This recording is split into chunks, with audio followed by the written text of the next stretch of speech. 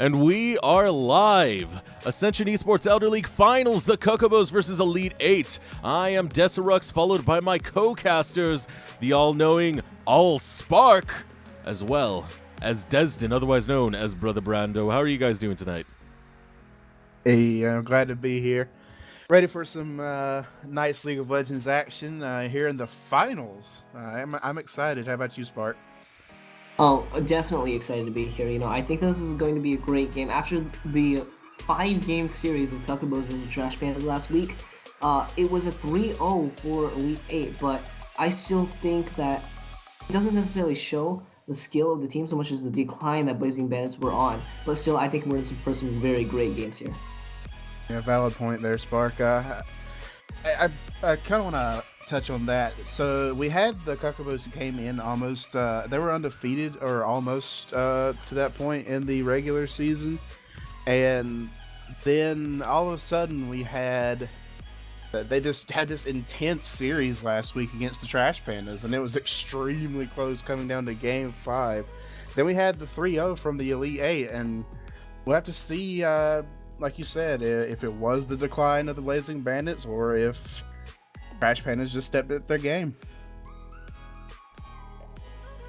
Yeah, most definitely. I mean, let's face it, if anyone did see the VOD, the Blazing Bandits had it seemed like some team issues, to put it lightly. I don't know if you define that as the same thing as a rage quit, but it's hard to judge Elite 8 based off that game. Meanwhile, the Cuckobos had a very hard-fought game with the Trash Pandas. The Trash Pandas almost took that as it went to a Game 5, and it's kind of tossy on if you can really judge Elite 8 off that last game. And well, overall, the Cuckobos just look strong, especially ending with a pentakill against the Trash Pandas from Azuru.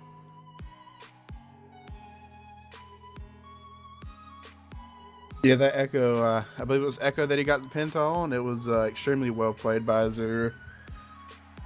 Maybe we'll get to see some more Game 5 stuff and some more pentakills. I'm ready. This should be a good series. But while we have seen the team play of the Cuckobos that greatly went into getting that penta, it definitely wasn't just Azuru on his own, but the combined efforts of the Cuckobos in that team play. The team play of Elite 8 is something that I personally haven't seen too much of, not because it's not there, but because I haven't seen the semis match that they played as intensely. But Blastona, definitely a very skilled player on his own, but how that translates into him being a team player and providing for his team, he's definitely not the guy who's going to be playing, that Maokai, going to peel from the backline and be that type of team player. But I wonder how the communication is on the Elite 8 and whether or not they can match up to the pretty good communication of the Cuckobos, as we've seen. Yeah, I think one thing to actually note about this is that Elite 8 are running an emergency sub in Corin the Cat. Not too much known about him. Have you looked anything up with him, Spark?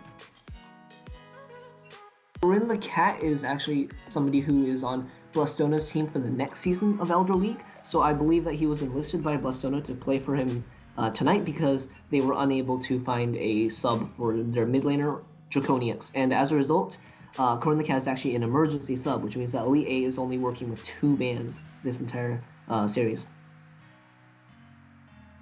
Yeah, and that's something that's really going to hurt them, especially with how many strong champions the Cuckobos have. Do you care to elaborate on that, Brando? Wow. Yeah, there's a lot. We definitely saw priority of the junglers last week, jungler and mid. There was a lot of Graves. Graves was very impactful in the series. We also know Zamano, he was a monster on everything that he played, I believe. And then mid lane it was almost Ari and Orianna every single game, if I remember correctly. And yeah, I am curious to see how bans will go. I don't know the Elite 8's tendencies quite as well as I do the Cuckobos. I do believe we saw Blastona maybe on Riven a couple times. We did see Blastona on Kale during the regular season. That was that went to varying degrees of success. But yeah, we also did one thing I do know for sure is that I fully expect to see a Thresh ban here in the series. Yeah, Magic Conch is... Well, to call him a Thresh one trick is a little bit... I'm not sure. But we have seen him pretty much only play Thresh. Every time I've seen the guy play, it's almost exclusively Thresh. But he's really, really good at that champion. I mean, all the credit for him for it.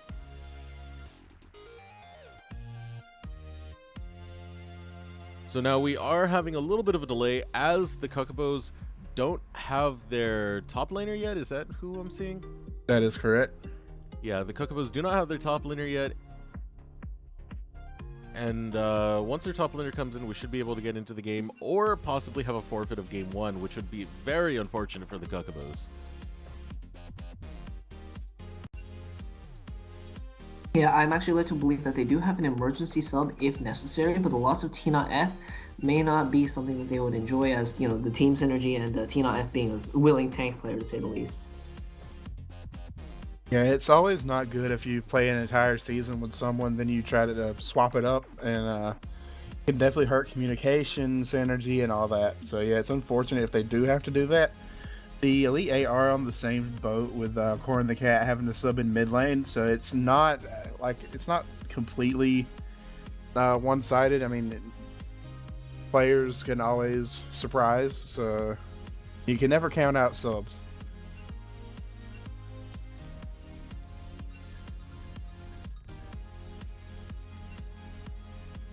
So I'm the Chuckster actually going to be invited here.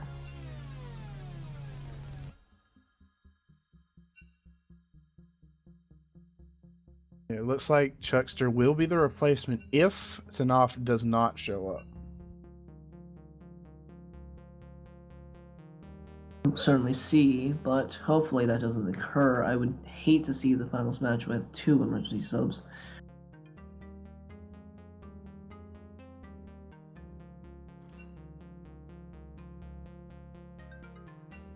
But, you know, real life does happen. It's unfortunate sometimes. You got to take care of things outside of Elder League, which, man, let's face it, Elder League should be life. This Ascension eSports is where it's at. You got to be here, or else you're truly not living. You know, not living. You got to be in front of a computer screen, or else you're truly not living life. Yeah, that's the best way to live. Graphics outside are nice, but you know, that's about it. It is to be noted that everybody in this room may be slightly biased, considering that everybody in this room has been a previous Dragon League winner. Yeah. Yeah. Yeah. Alright, so still have about 9 minutes left, so hopefully T0F gets finished with this errand, but in the meantime... Yeah, so what I'm seeing right now is if the Cuckobos do not get their top laner in time, they are going to go with an emergency sub as to not forfeit game 1.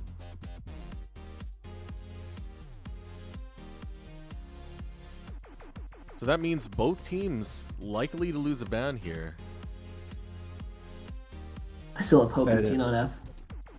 That is very possible. Hopefully they'll get their top laner here in time and things will go smoothly. Yeah, I'd hate to not have to cast till 2 o'clock in the morning. You know, but if we get to that game 5 and it's as epic as it was last week, I'd be more than happy to go all night long. Yeah, I'm really hoping for a back and forth matchup. It's really hard to tell because, as we said earlier, the Cuckobos did look strong. They fought a very hard-fought match, especially as Zuru popped off with the Echo Pentakill. But meanwhile, with Elite 8, they just completely stomped the Blazing Bandits, which leaves it to questionability. Are the Blazing Bandits just a tilted mess, or were the Cuckobos that strong? And Tanaft making it just in time. All right, we have a series now. Let's go. Hopefully the players will give us the ready mark, and we'll be underway finally for this final series. Yeah, they do have to get into format, though. Yep. The ever-present battle to get an LCS order. Struggle. Some say it's the hardest part of the Dragon League. Or Certainly Elder was for League. my team. Yeah, it really is. So we will be getting into picks and bans momentarily, as all members for both teams have showed up.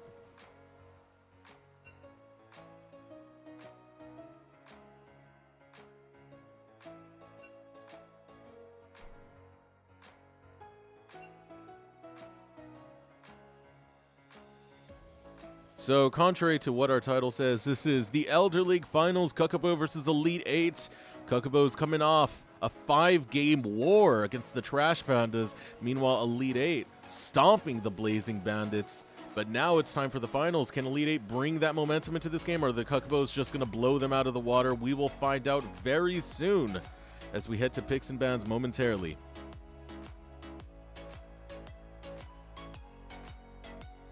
With roughly half of his time remaining, 6 minutes left on the clock, TNF has emerged as the hero. It's going to be alright. It's going to be the full squad of the Cuckobos. And already, some people may think that this is a done deal with the entire squad of the Cuckobos and an emergency sub on the Elite 8, but nobody can ever really be counted out here, and I have full faith in the Elite 8 to be able to carry out this game.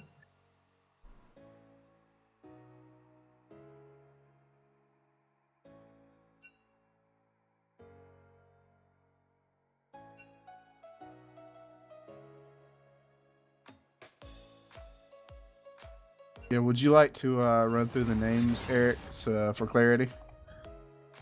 Yeah, for the sake of clarity, we have on the Cuckobos, Tanoft in the top lane, Quick Scythe in the jungle, Azuru, the penta-killing mid laner, as well as Samano, ADC, and Electric Parasite support. Meanwhile, on Elite 8, we have Blastona top, Rusty jungle, Corin the Cat, who is emergency sub for the mid lane, Atlas on ADC, and the Magic Conch as support. If I want your opinion, I'll beat it out of you. So we were talking about that Riven early. Yeah, and there it is. Yep. Blastona will not get his hands on that.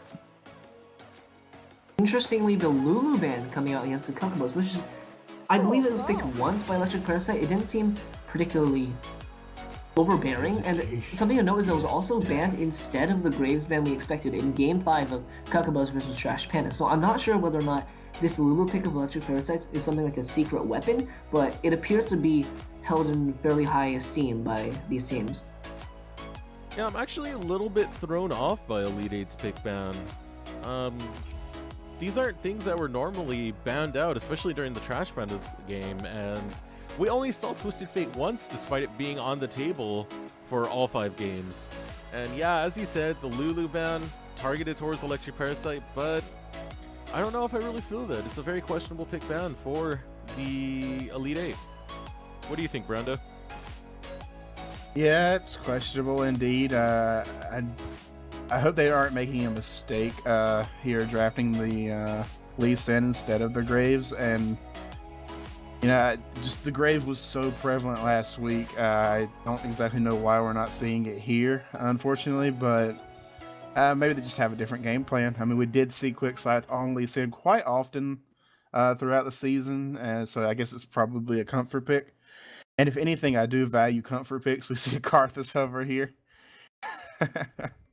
The Karthus. Will he actually lock it in, though? That's the question. Haven't seen a pick that good since the Dragon League days.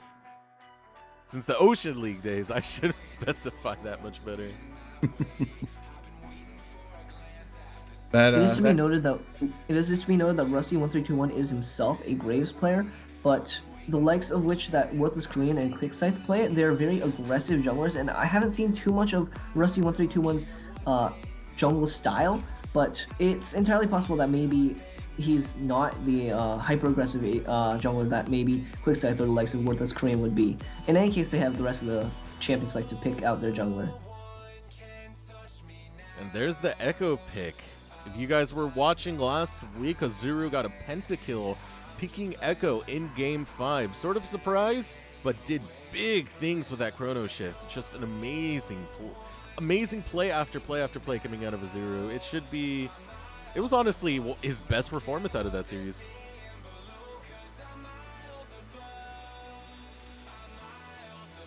I wholeheartedly agree. It was very good stuff coming out from him last week on the Echo.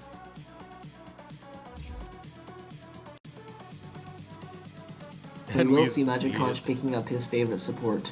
Yup, the Thresh pick. Is anyone really surprised? It was on the table.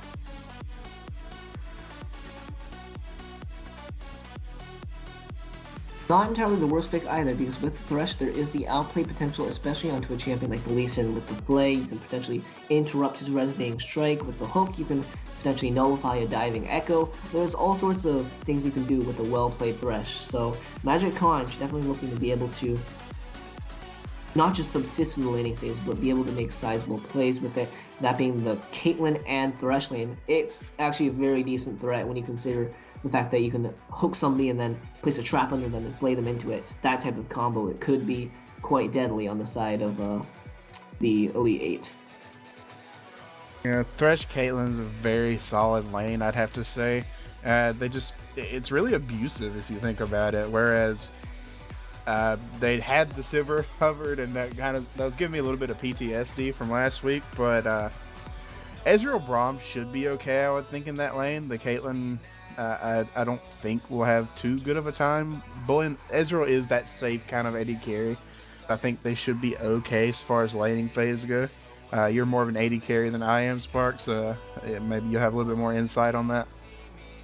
Yeah, definitely the Braum Ezreal lane. It can be solid as well, because the thing about Braum is that he's very good at the sort of counter engage. If you get hooked, if your AD carry gets hooked, oh, Braum's here with his shield, and he's applying these concussive blow stacks to the Thresh or the Caitlyn or somebody. And Ezreal, with his Mystic Shot, he can proc the concussive blows. So it makes it that much easier to kind of get these favorable trades off, even when it doesn't look so good in the first place. And Ezreal being able to CS from across the lane with his Q means it's slightly better for him to be against his Caitlyn, who's going to be constantly taking pot shots at you. And What? Placeholder? Okay, it's a placeholder. Yeah. It's a placeholder. Okay. Oh my goodness. Playing with my heart early this evening. Yeah, that was a very spooky placeholder. Usually we see the Teemo as a placeholder. But yes, the Urgot was the placeholder. We're going to find out what exactly for pretty soon. Something interesting to note is that T0F has been picked the Gnar, the second time that we've seen in the past week that he's been allowed to play something other than the trifecta of Poppy, Nautilus, and Maokai. The Gnar being picked into Blastona, Blastona being that carry top laner who's most likely going to be picking something that's going to try and kill you. The Gnar may be a better pick than these early game Maokai and Nautiluses who are very likely to get preyed upon.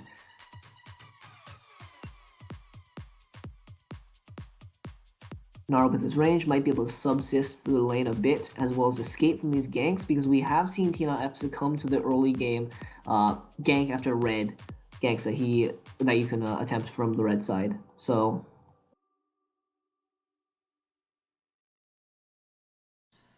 Yeah, I agree, Spark. I think there's solid matchups on both sides of the rift. Really, but each team sort of has their things that go into each other, and I believe we'll have a good game. I hope so.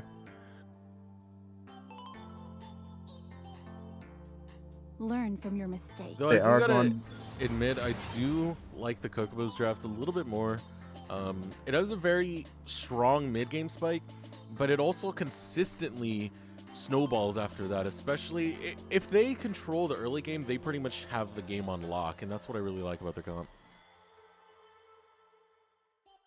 Yeah, I don't disagree. We should see the teams blast through this pick and ban to get us back to where we were. Did we ever get a confirmation on what that placeholder was, or? No, but it was the last pick, so I guess we really don't need one. Yeah, that is very true. We'll see it when we find out shortly. Yeah.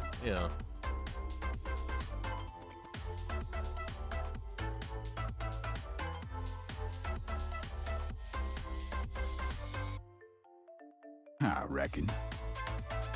So something to be noted about the questionable draft that we were talking about earlier. I think that Twisted Fate ban actually has its uses. While it wasn't the most picked champion last week, the type of macro play that the Twisted Fate provides in the hands of a player such as Azuru, maybe they're trying to minimize the amount of help that TNIF can receive in the top lane, because with that Twisted Fate, if Blastona overextends too much, or even slightly out of position, it's very easy for Twisted Fate to teleport, even if you call MIA. So with the Twisted Fate banned, it becomes a lot easier for Blastona to subsist in the lane without having to feel like he's playing 1v3 at times. I agree there, Spark. Aurelia and the Gnar can, if the Aurelia gets ahead, that lane is absolutely over. And with a player like Blastona, who's going to be fairly aggressive, it might be a bad time for Tanoff there, but we'll have to see, like you said, if he can survive the lane and hopefully get into that team fight phase, and it's kind of where the Gnar kind of shines a little bit, but we'll have to see. It should be interesting. Yeah, and it does feel like Elite 8's draft is a little less team-oriented, other than the Orianna pick, and a little bit more, we're going to brawl, and we're going to beat you through just plain brawling type matchup we have going here. Whereas, if we look at the Cuckobos, they do have a lot of coordination in the way their team synergy does work. It should be interesting. I think, like you said, Cuckobos have a bit of a mid-game spike, whereas if Elite 8 has that team where if any of those characters get ahead, they can snowball the lane. Whereas I think Cuckobos as a team have that snowball. Yeah, I feel like we're doing team play versus individual skill type game right now. Exactly. Even in the middle lane, Azuru's Echo would definitely give that individual skill aspect to the matchup. Oh yeah, most definitely. I still can't get over that pentakill. That was such an amazing play. Was a good play indeed. If you want to see that play, shout out to our subreddit. That's where you can see all this kind of stuff. Eric, would you like, or Decerux, would you like to run over that whole information? Oh boy, welcome to Ascension eSports Elder League Finals. If you are interested in getting involved in Ascension eSports Plus, please check the links down below. Check out our Discord, check out our subreddit. All the links are down below. Even check out our YouTube. Sign up for the next season of Elder League. You could sign up for this season if I'm correct, as long you'd be placed on the sub lists. Am I correct with that, Spark? Yes. Yeah, so you can sign up for this season. You can also join our in-house ladder. Come join us. It's a great community. We'll have a lot of fun, and we're about to get into the Elder League Finals right now.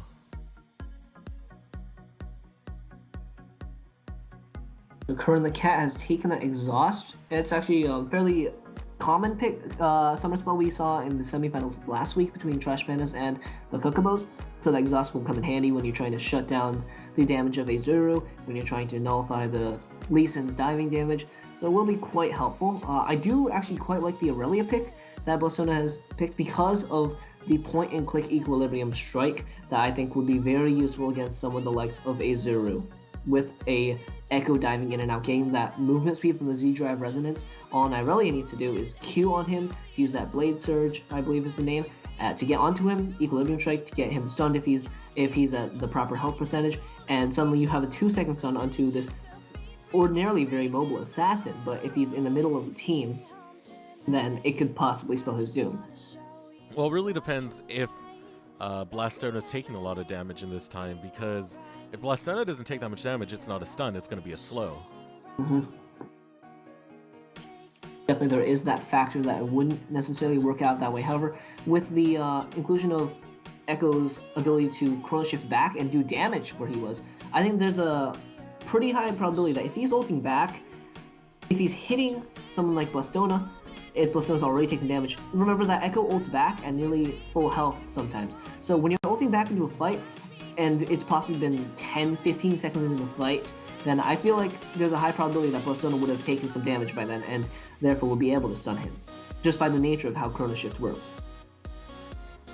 Yeah, that is very true. I didn't really think about that.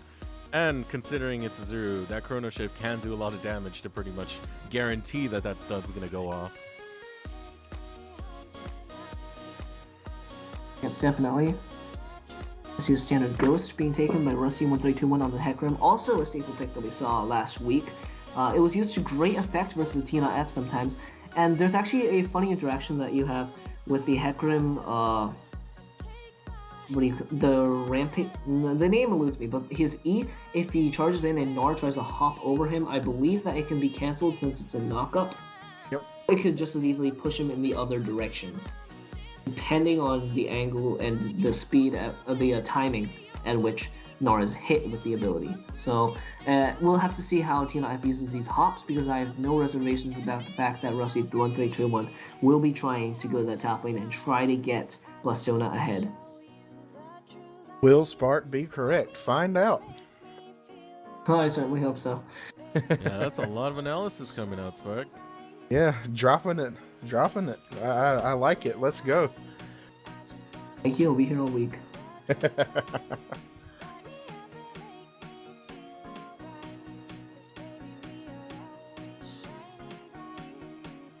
Interesting. That's a Fervor Gnar, so he's definitely looking do a lot of poke damage here in this lane. He definitely has to hope that Aurelia, like you said, doesn't just go on him and absolutely maul him to death. But we do see the new Bond of Stone. I can't remember what they changed the name to on Braum.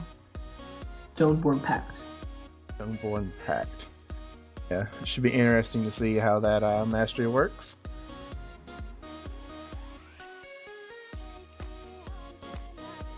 Other than that, I think everything else is pretty much standard or per the course for most of these champions.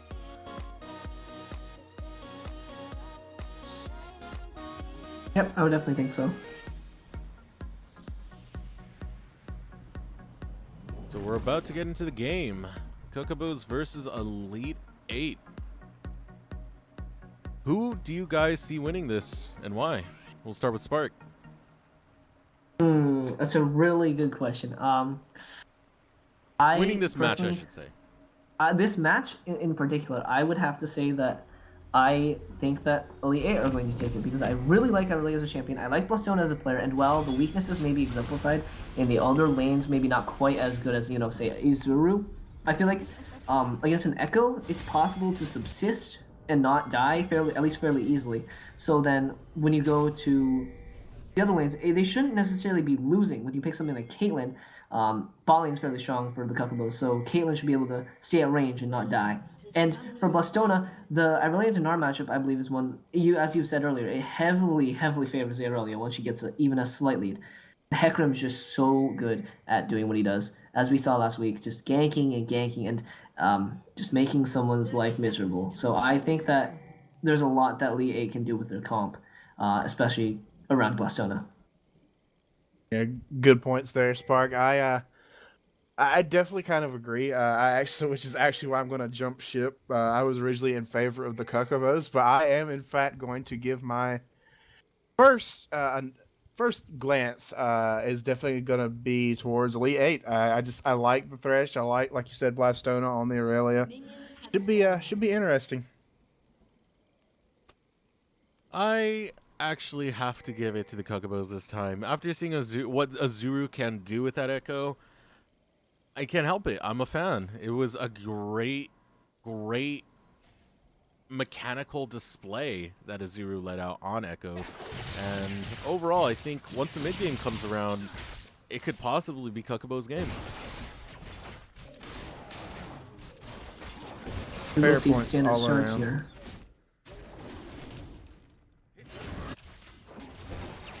Something interesting to note is that Blastona has actually stayed a little bit out of vision of Tina F, so he's trying to make it so that the Cuckobos do not know where Rusty1321 has started. It makes it a lot harder to predict who's going to be ganking where and where exactly Hecarim's positions on the map are. So good play by them that they don't really lose anything from it, but it's just a good thing to do, especially in organized play.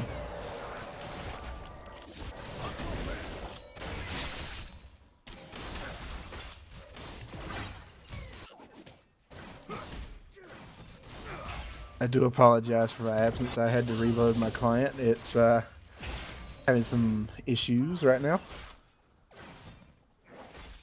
There we go. Trading going on. I am now in game. Let's go. All right. Yeah, you haven't missed too much. The cat actually doing very well at using that Orianna range and poking with the ball to edge out Azuru. However, Azuru does have those potions, so he's taken away with them. We'll have a pot advantage for Orianna, but all Echo needs to do is not die here.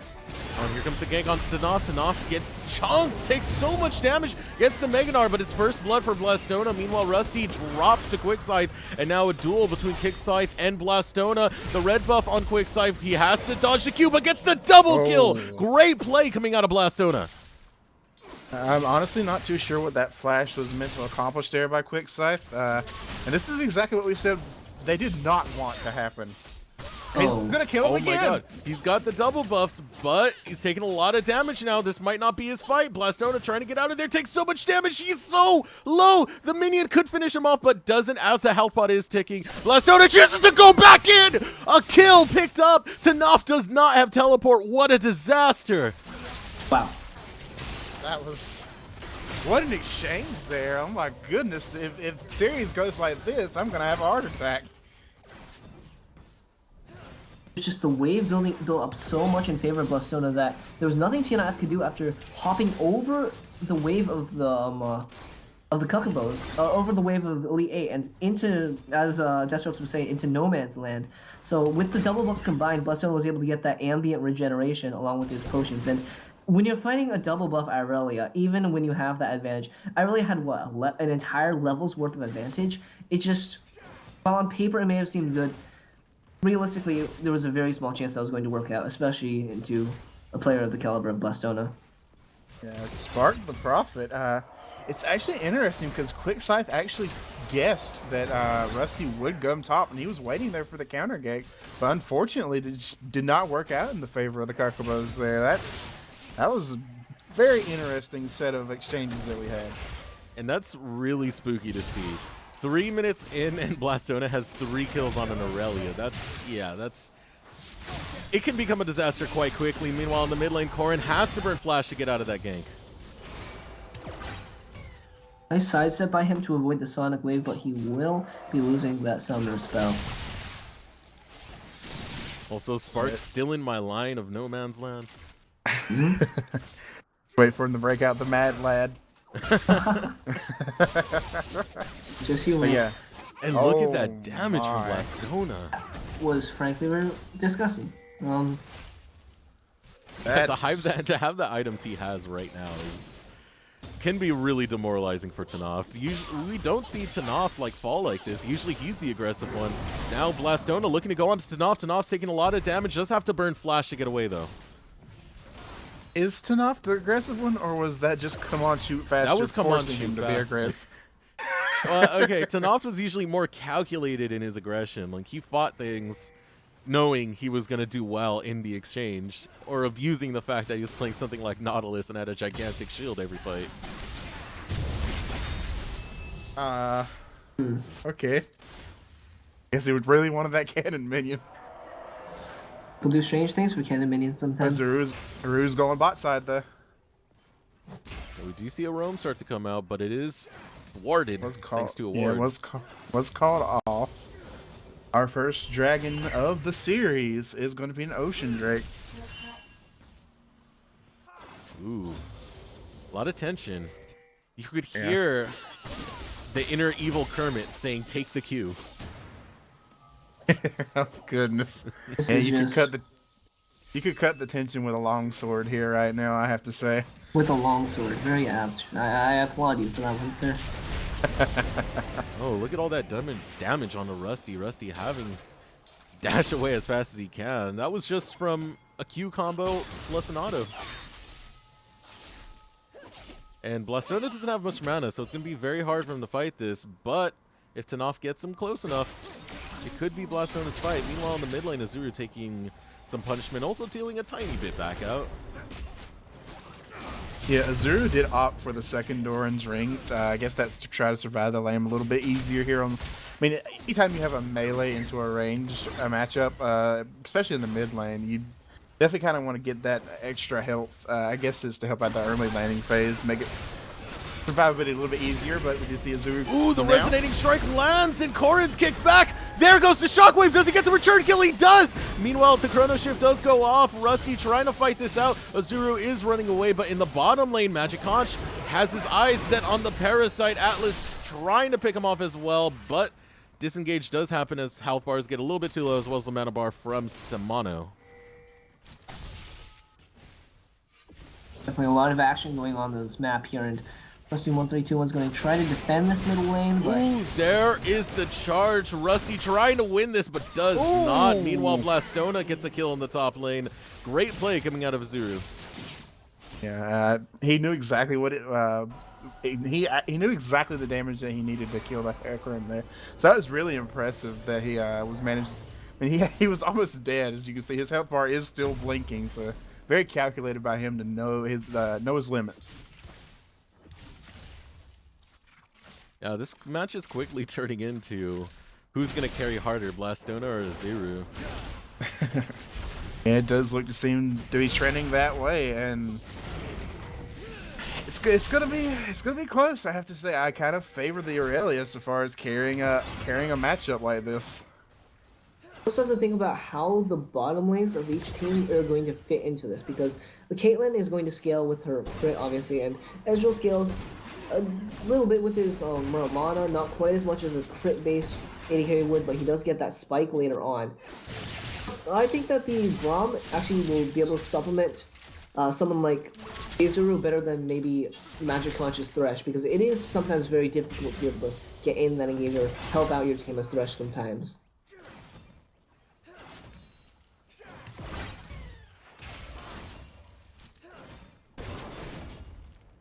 Well, There is slight a CS lead for Samano. Yeah, you beat me to it there, Smart.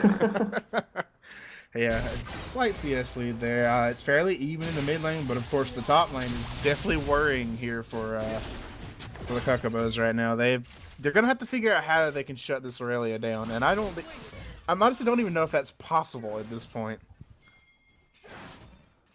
I think that with the Ninja Tabi that Blastona's wisely picked up, he can double kill both of them. Yeah.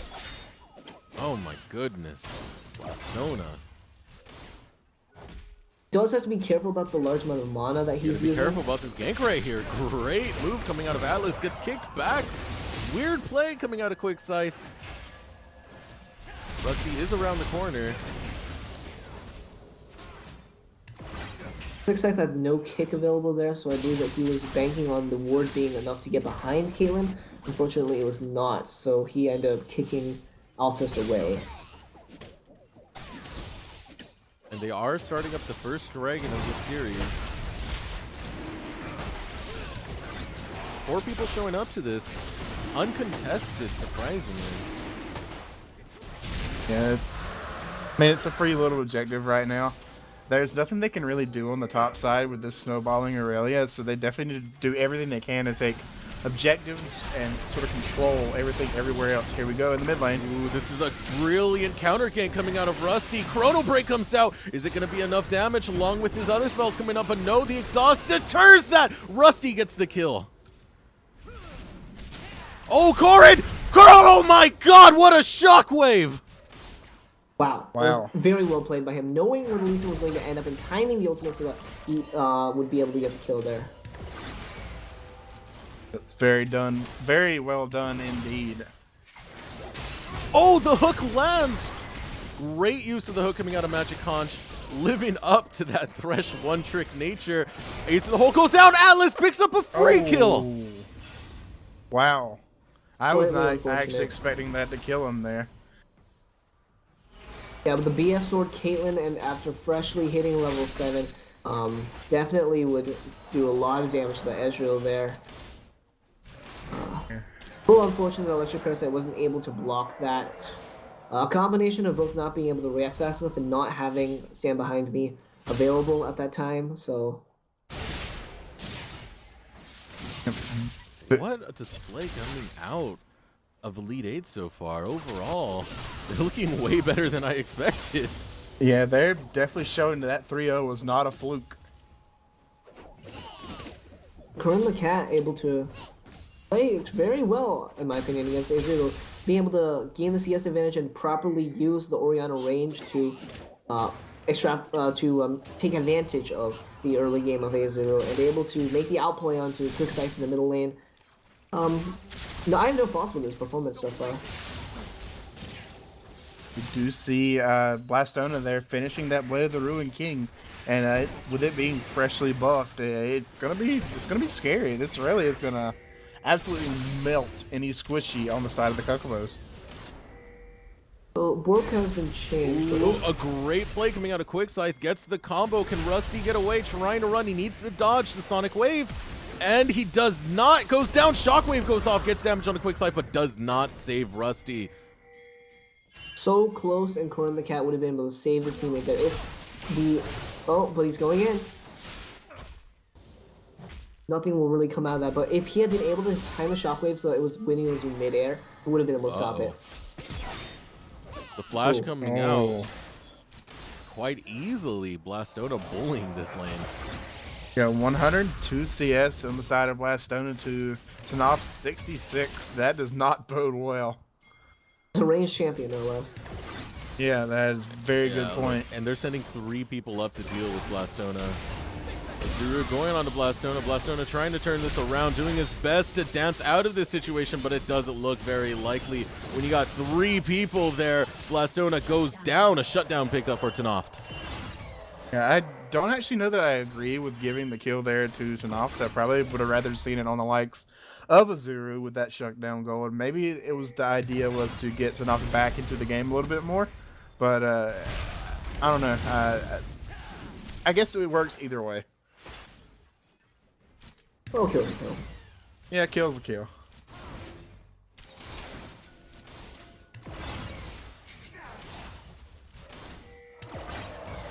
Yeah, so now the Cuckobos showing that they are in this game.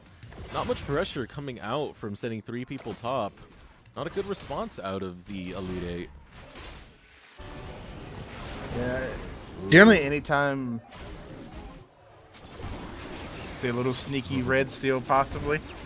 He's getting damage on him and he doesn't even know. Gets the steal. No. They should be Quickscythe's kill, but it's Azuru's instead.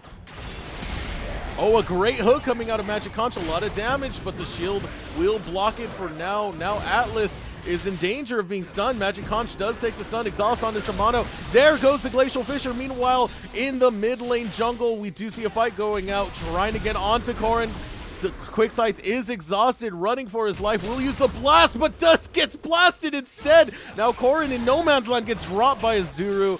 Blastona on the hunt, looking to get Azuru, but chooses not to. Doesn't think it's worth its time. And Yeah, great back and forth. That little exchange here just showed why exhaust is one of the most unfun things to play against. Yeah, and a teleport coming out from Tanoff. Atlas trying to get away, taking the route away from Magic Conch. Getting slowed repeatedly. Could this be the end for Atlas? The flash, everything missing out of the Cuckobos. Overall, a wasted teleport coming out. A very nice sidestep by Altus to dodge that Winter's fight. Would certainly have been his end, I'm certain. Ooh, Yeah, looks like we they're going should to give see up this tower. We should see. It's going to be a tower race. I do believe And that the the Cuckobos Cuckobos get have it. Yep. Fortunately, yes, Cuckobos will be getting that tower, so that will bring the gold actually very even with only a 400 gold advantage for the side of Elite 8. Yeah, and now the dragon is open for the taking for the Cuckobos.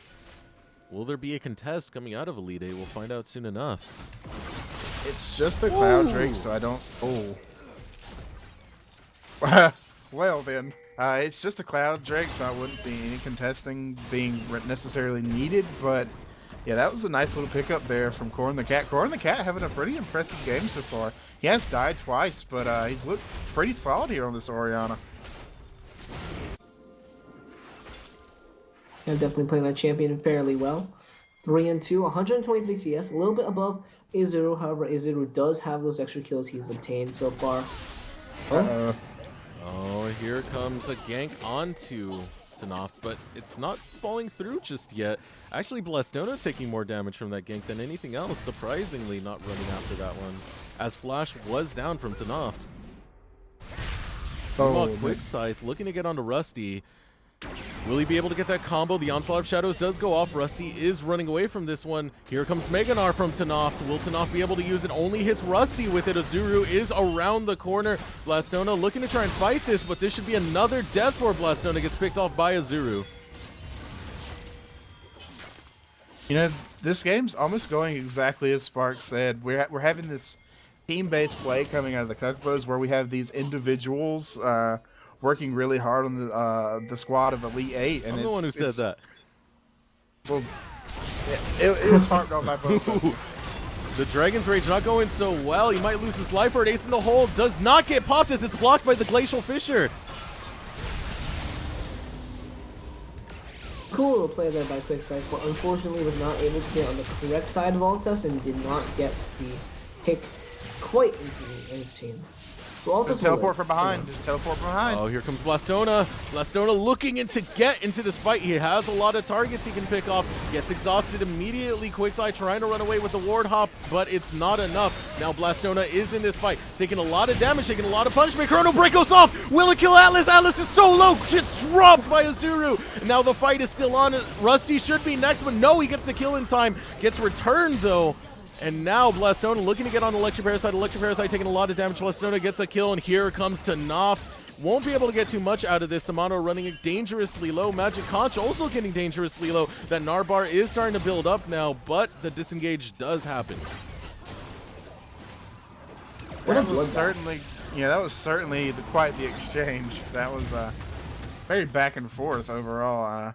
Azuru had now 7-2-1 on this Echo. He is definitely trying to carry his team out from this deficit that they had from this Federalia, but it's going to be an uphill battle, I have to say. I will admit that when Azuru ulted back into the fight, I was kind of praying that Blastona had his Equilibrium strike up so that I would be able to say I was correct about the stunning Azuru after he went back in. But unfortunately, that was not the case. However, he did fall for it anyways, so very well played by both sides. However, Elite 8 comes out slightly ahead, I believe, with 3 for 2 for their side. So hopefully we'll see hashtag Spark the Prophet trending on Twitter. Ooh, this might be a burnt flash from Tanoft. It is Blastona having all the right aggression. Yeah, it's really nice when you have a top laner that can be aggressive and still get kills and get fed off this, whereas some top laners like to just blindly aggress and give up free kills for nothing. It's true, yes. Unfortunately. Sneaky dragon. Yeah, it is pinged out. The teleport is up for Tanoft though, so this is really the Cuckobos fight. Significant amount of damage right now to Azuru, but Yeah, I'm surprised the shockwave didn't go off there.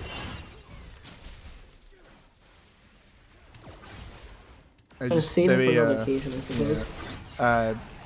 Guess that is going to have to be a great hook from Magic Conch. Now Quick Scythe getting pulled a little bit too deeply, but is able to get out. But here comes the Onslaught of Shadows onto Quick Scythe. Dragon's Rage is popped, and now the Magic Conch looking to secure this kill. Here comes Rusty, and a quick slap of that Scythe guarantees the kill. Oh my goodness. I think that's the second time I've seen Electric Parasite shielded in a direction that the enemies were not in.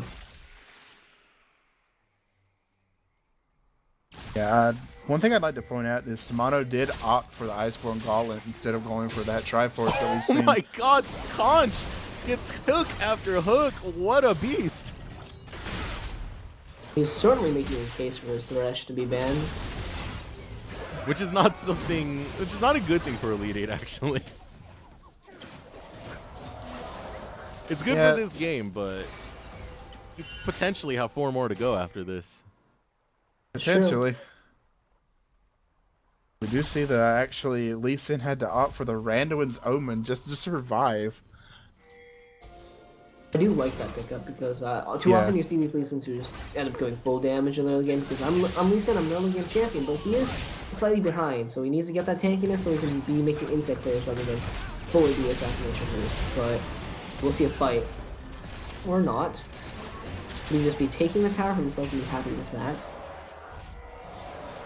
Yeah, last week the name of the game was objectives for the Cuckobos, and we'll have to see if they can continue to do that throughout this series. Yeah, they don't.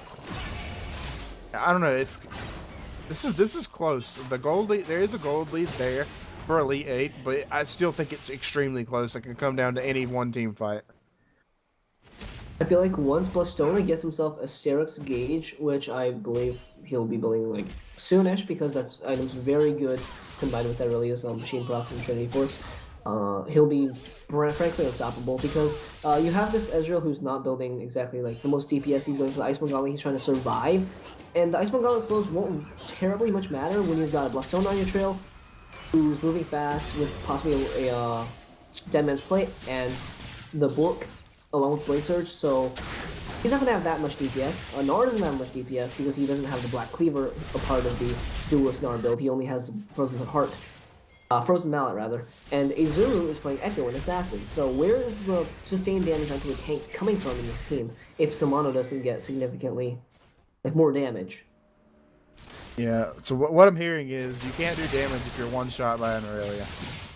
Basically, yes.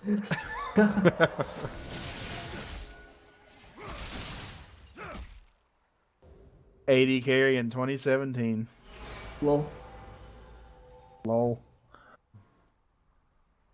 I'm actually a little confused why he's going for the blue build on this one. Yeah, there's a significant amount of tank on the side of Elite 8. I think the typical build would be a little bit better in this situation, but he's just not feeling it.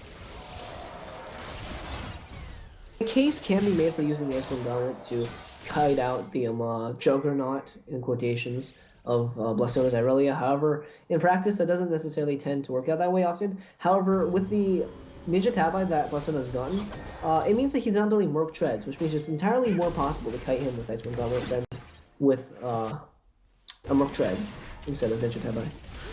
And here we go, Quick Scythe might look to get a Dragon's Rage combo onto Atlas. Does kick him back, but this is going to be his life for it as Atlas flashes forward, able to get the kill, but will drop to Tanoft. Now Tanoft under the tower, trying to get away from Rusty, taking a lot of damage, has to burn the ultimate. Blastona goes down in the bot lane meanwhile, and now Samano, Arcane Shift over the wall, very thick wall to Arcane Shift over, and Blastona actually survived. I'm thoroughly disappointed that Samano did not die there because that was a very sick combo. From a Magic Conscious Thresh and then the seamless transition of the Lantern that Corn the Cat took. Oh. Yeah, Ooh. at least This could be very bad for Corrin. Takes the Lantern. It's all good now. It's okay. we can calm down now. It's alright. at least we noticed that in that exchange down in the bot side, Azuru can fight Blastona, which is very important for the Cuckobos right now. Well, he's going to be able to fight him as Azuru is building a lot of damage, but more importantly, Blastona hasn't started grabbing those defensive stats, and we're seeing that now, that Stark's Gauge that Spark was talking about potentially being built now. If the We'll see another Fist Cloud going to be Drake. giving a little bit of HP.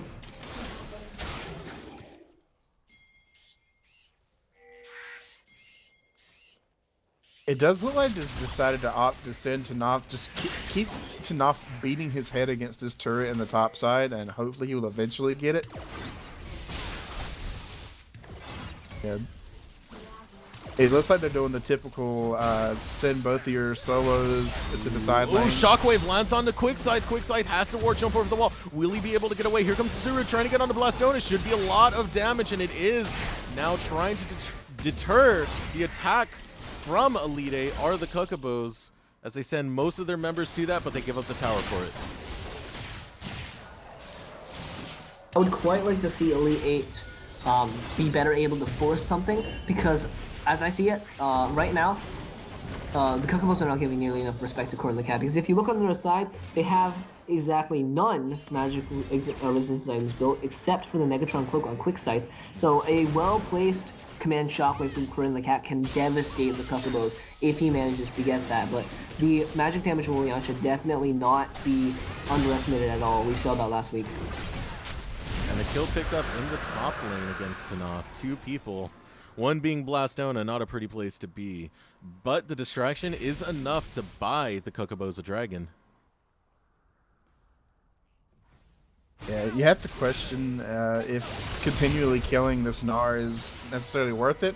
If they're going to be losing as many objectives as they have, there is 3 dragons on the side of the Cuckobos now, and that's nothing to shake a stick at.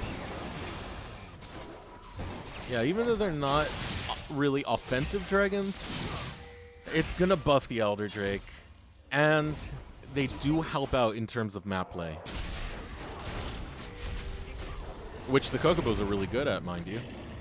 Yep, that was their sort of claim to fame coming into this series. They are definitely living up to that. Yeah, one thing I would like to see going forward is a little bit less aggression coming out of the side of Quickscythe. He's trying to force all these plays that just aren't working. He even, when he dived there in the top side, he tried to ward hop kick the Caitlyn back into the Gnar, and it didn't work out. He actually failed the ward hop and just kicked Caitlyn into the wall. So yeah, I really want to see him kind of slow it down, stop trying to make the hero plays, just play it out. Yeah, especially during these phases of the game, this is when Lee Sin starts to just dwindle out. Unfortunately, Lee Sin, very powerful early to mid-game champ, but does fall off.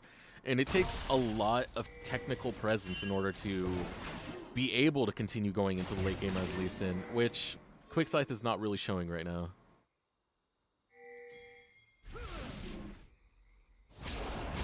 Sidestep by Kurin the Cat. He's been pretty good about those this game.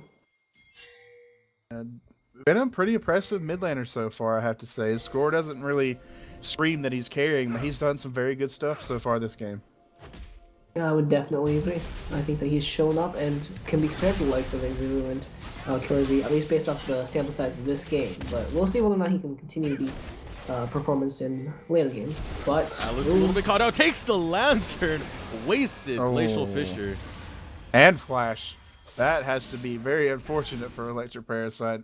Not too happy about that. And meanwhile, look at the bottom lane.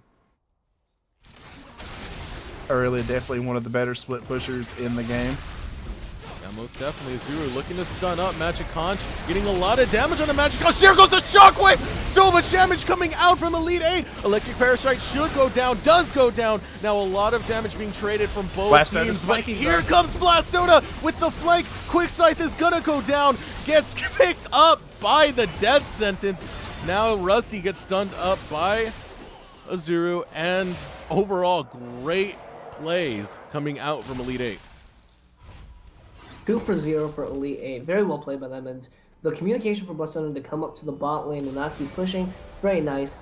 I especially liked Magic Conch's play, being able to use the hook to last hit that kill, along with just generally poking people, and I believe he got one up to Azuru, and that's why Azuru just started taking crits from the likes of Altus, and his health bar just started diminishing, actually.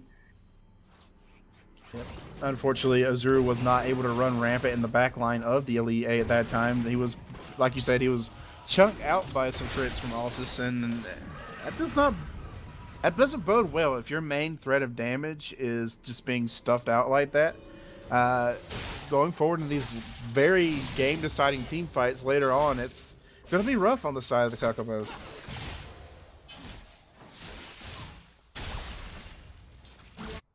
Yeah, considering they do have a comp that can shut down Azuru, it is going to be a very hard game for them. And not only just considering that, but considering the gold lead right now. We see Blastona's doing so well. Corrin the Cat. Yeah, you said earlier, his score doesn't really show it, but he actually has a lot of presence in these fights. His assists really show it. And overall, it's looking pretty good, except for right now with Corrin the Cat getting caught out. 4 members onto Corrin, gets kicked away, and Samano grabs that kill. What a caster curse. Hashtag caster curse. Oh boy, we apologize for that, Corrin the Cat. Oh goodness, that's certainly unfortunate. It's kind of funny how real the caster curse has been this season. It's been it's been pretty legitimate, I have to say.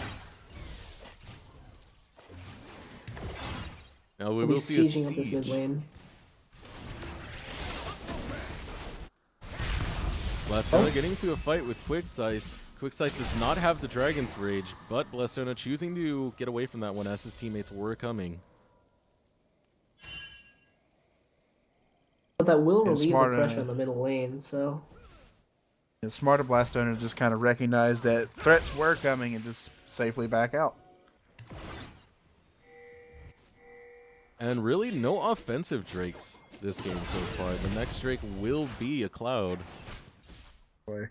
Hashtag 3 Cloud Drakes the dream. Gotta go fast. It's showing, though. They're moving pretty fast. Yeah.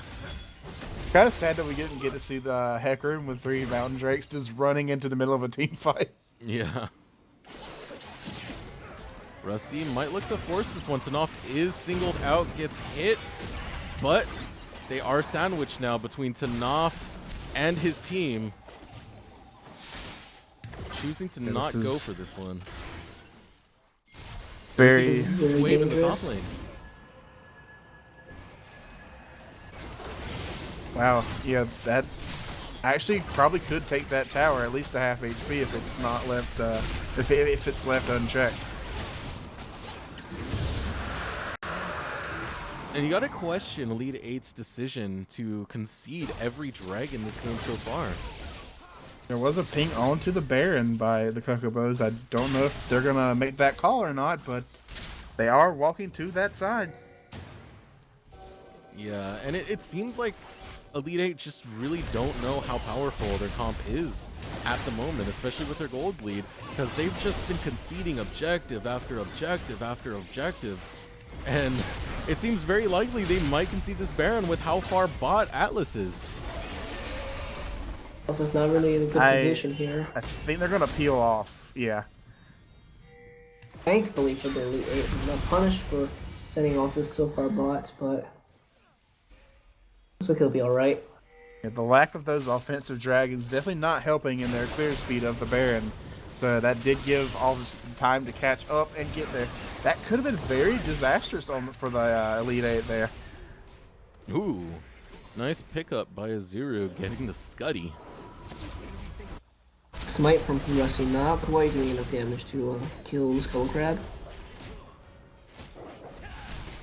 So we're going to back, reset, and hopefully we'll see a more powerful version of both teams coming into this next fight. Blastona's going to be picking up more of those tanky items. He's got all the damage he needs to annihilate backline. It's actually Not kind of a particularly shame. doing too much damage to the Nora, though.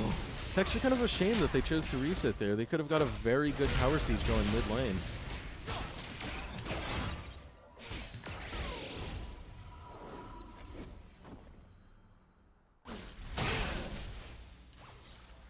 Take the cue. I do believe there is going to be a fairly sizable wave pushing in the bot side once this wave meets the current wave for the Elite 8, so they're going to have to check that out eventually, the Cuckobos will.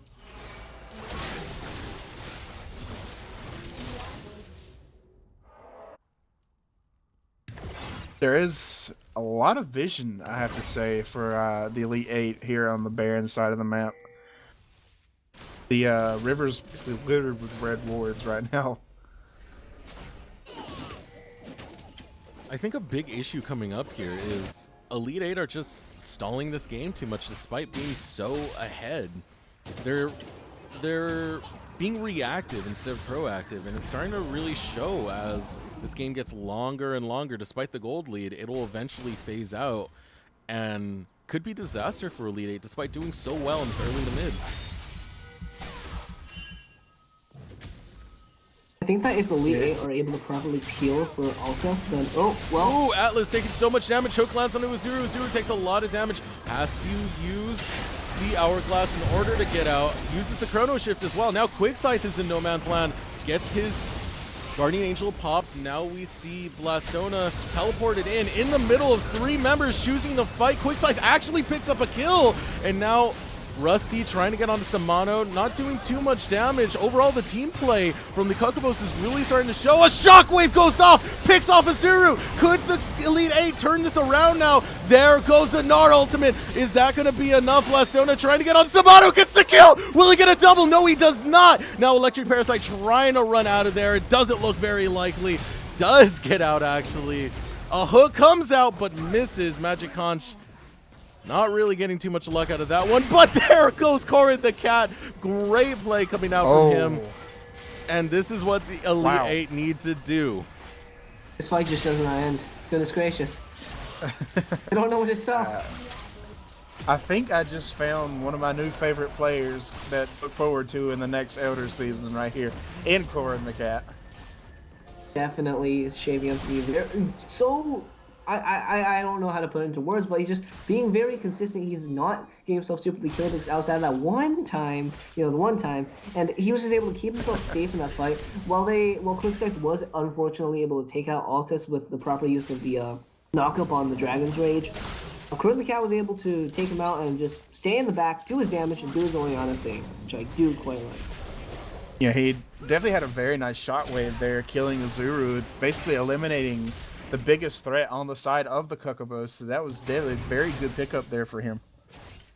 I believe that I'm guilty of invoking the caster's curse yet again, because I believe I was talking about something about if they can properly appeal for Altus, and then Azuru went on to Altus. So I do apologize.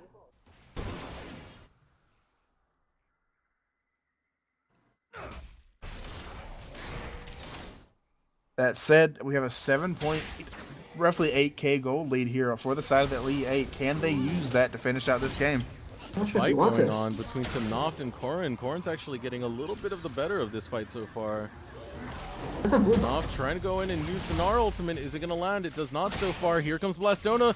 He's going to be the one that most likely takes this kill, gets stunned up, and the BM recall coming out of Corin.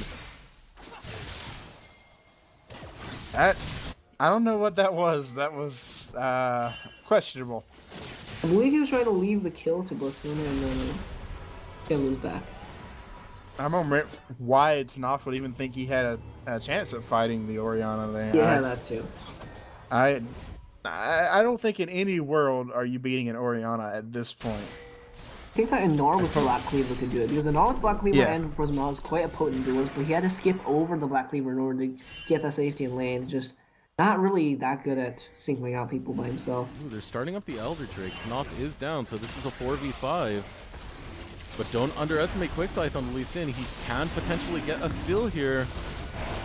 Trying to take this Elder Drake down, and here comes Zero jumping over the wall. Will he get stunned up? Use this, gets the steal! Quickscythe! What a great play! Now Quickscythe will go down for it, but questionable moves coming out from the Elite 8. That is quite potent, considering that Cuckobos have 4 dragons, which is going to exacerbate that Elder Dragon buff even more. So if they do manage to land any poke at all, Samano's W, his Mystic Shot, anything, it's going to burn for quite a bit. But this is where things get tense, because now it's a 4v5 again. This time the jungler's not up. A hook lands onto Azuru. He's gone. Where the hell did he go? The shockwave goes off to Knopf, falls next. Magic Conch almost going down, but now there goes the Gnar ultimate from Knopf. Knopf will drop a second time. Choosing to stay will leave Blastona to get more kills as he goes onto Samano, getting so much damage. Samano, you should have ran while you had the chance. Will he get away? He actually might, but no. Atlas picks up the double kill. Now Electric Parasite trying to run away. A triple kill picked up by Altus. That hook was, I have no words. Yeah, that hook might have just won them the game. A precision guided missile. It seeked out the target, and that target was a Zero. Oh my goodness, and now they're going to just take this bear for free, most likely. I don't believe the Quickscythe can do anything about this in time. Another hook! Magic Conch. Oh my god. It certainly turned disastrous for the Cuckobos off the back of the team play, and more than a few hooks from the Magic Conch. Yeah, it would look like the Cuckobos might have had a chance to turn around with that Infernal Drake or Elder Drake. very quickly turned sour, and yeah, it all started off with that one hook from the Magic Conch. Yeah, and we do see the 3-11-6 Lee Sin coming out from Quickside. He had pretty okay play with it during the Trash Pandas game, but oh, it is underperforming so much, and that's an understatement to say that. Yeah. That is pretty bad score. It's definitely not what you want to see on the finals, you know. That is not what you want on one of your namesake champions. I mean, has to hurt, but we'll have to see if they can adjust things and hopefully come out better in this game, the next game, which this one's still not over. Anything can happen. Yeah, most definitely. The Cuckobos do have pretty good team play, but is it far too late for them to actually get in anything, really?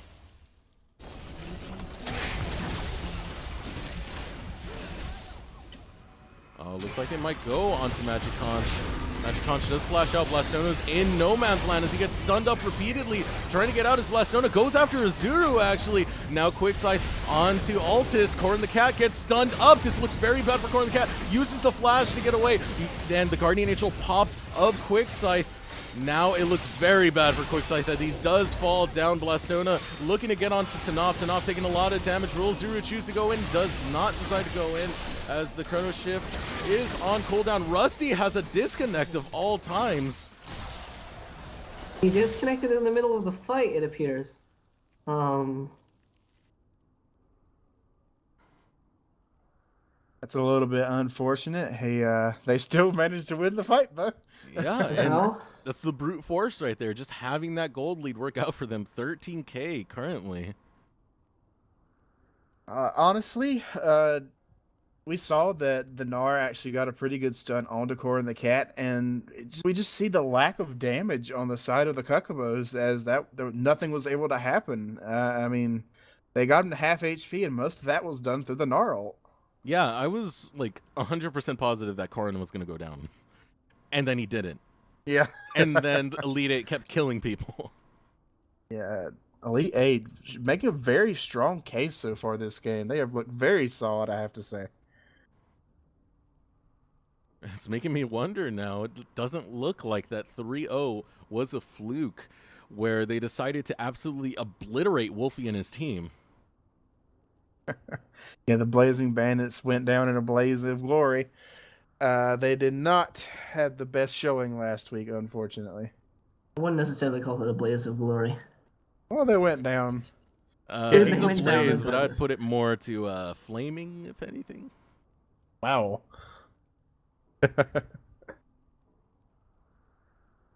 Unfortunate that we do have a pause here. Hopefully things will get resolved on the side of Rusty, and we'll get back into this game. I think the biggest part of why the fight could be won, even without having Rusty there, is because, as we've said before, the astonishing lack of DPS for the tanks on the side of the Cuckobos. And that would be fine ordinarily with something like the Echo Pick, where you sacrifice that DPS of maybe a Cassiopeia or arguably maybe a Victor for the assassin of Azuru. But Azuru couldn't get onto the backline in that fight. The backline was almost entirely Quickscythe, who is playing the tanky Lee Sin, and maybe he's just too used to playing that, full 80 Yomu's Lee Sin that he pulled out, I believe, last week. But it still means that he has to be smarter about his plays and spoon feed his team rather than trying to just Q, R, Q, and then get a kill for himself. Oh, yeah, and not to mention, the early game played a huge part in this, especially for Blastona.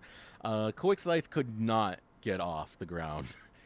He tried too early, and it was just a disaster. And if you can't do that on Lee Sin, you fall off really early, and that's what we saw from Quickscythe. Not able to make any plays whatsoever. And overall, mechanically, looking very underwhelming. I don't mean to talk bad about him. We've seen great plays coming from him, but in this game, it's just been such a bad performance on this Lee Sin. Yeah, it's kind of interesting because when he was in that early game bush at level 2, he was predicting the gank to come in from Rusty. So that exchange was planned, and had it gone the other way, we could see a completely different game right now. Blastona was 4-0 like 5 minutes in. And things definitely could have changed so far as how the game's gone so far. So we do have a minute 30 seconds left on this pause. If Rusty does not return by then, the game will have to continue with or without him, or it will be a forfeit. We'll find out soon enough. Honestly, they could probably 4v5 at this point. Yeah, I feel like they probably could as well. Oh, Luckily, he does make it in time. Let's just relentlessly talk about the person who left. Whenever there's a pause. All right. I'm certain that there's a correlation here. I can feel it. I'm missing something. Play will resume in 0. There we go. So now this tower under a lot of pressure will go down quite easily. Elite 8 in the driver's seat.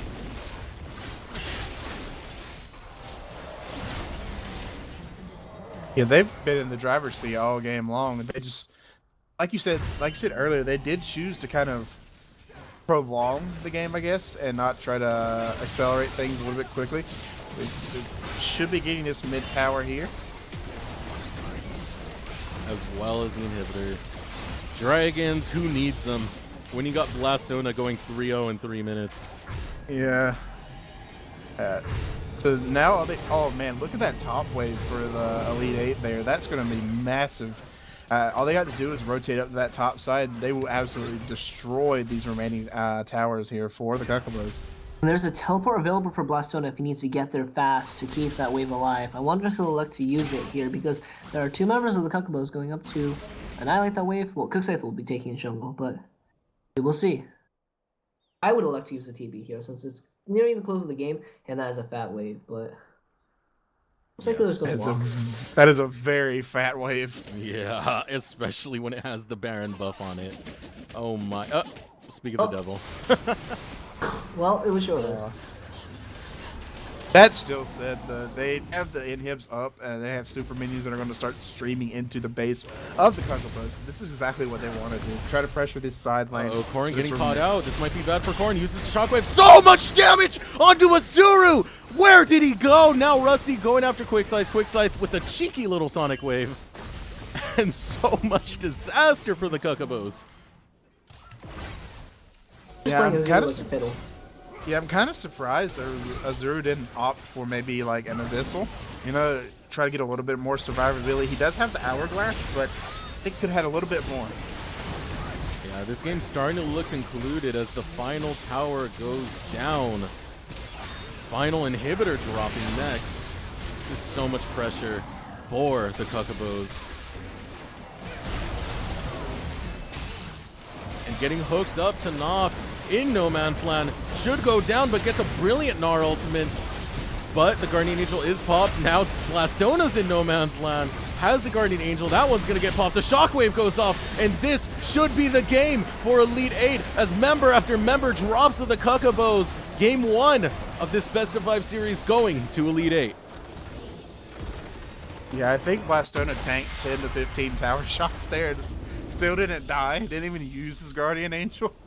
So yeah, good stuff coming out of the Elite 8 in this first game. Definitely making a case for themselves out there. A lot of people had Cuckobos as their favorite here, possibly because they're more well-known in the community than some of the players on the Elite 8, but definitely coming back here with sense. A little bit of a long game, not the cleanest win per se. You could say that they just took their time to make sure that they got every objective, but there were definitely moments where the game could have steered in either's favor, even after Blastona got that 3-0.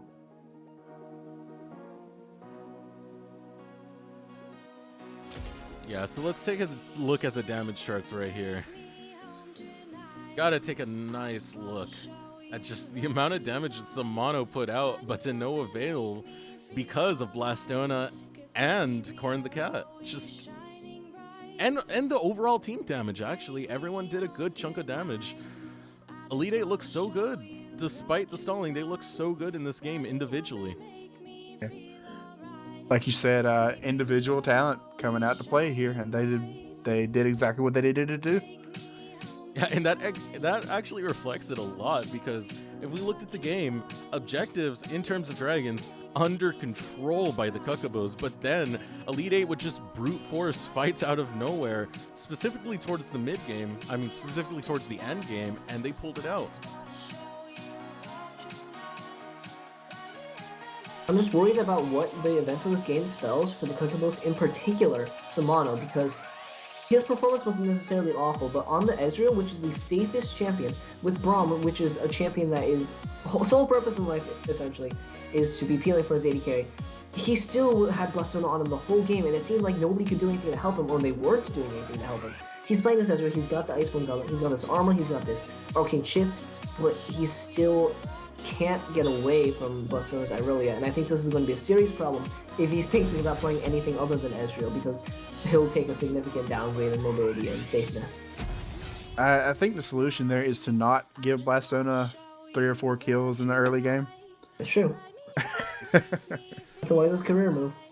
So we will be taking a quick break, and we will get into Game 2 of the Elder League Finals, the Cuckobos versus Elite 8. Elite 8 are 1-up. Can Cuckobos bring it back? Find out soon.